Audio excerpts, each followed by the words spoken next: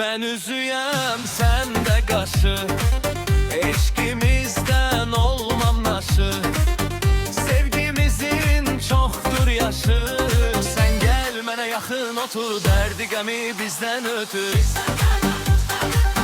Mən ocağım, sən də közüm, vuran qəlbim, görən gözüm.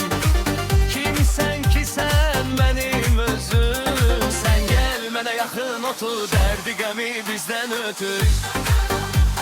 Sən mənə hər an gərək, sadə ömrə naxış bəzək.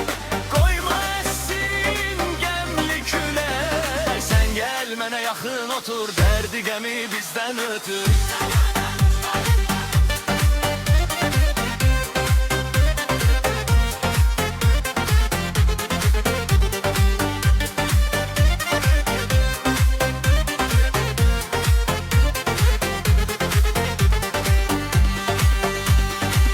Sən sevinçsən, mən də yanaq, həm qəmzəm, həm bal dodaq.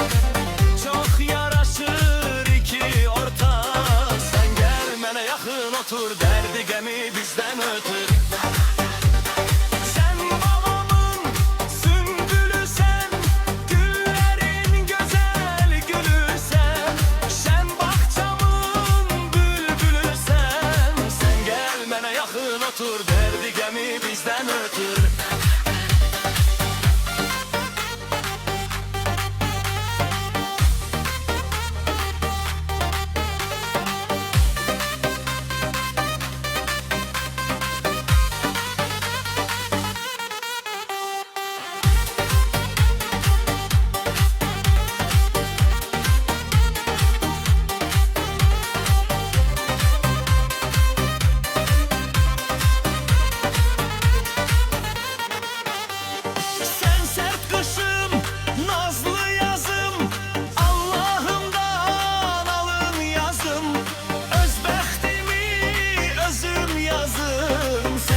Mənə yaxın otur, dərdi qəmi bizdən ötür.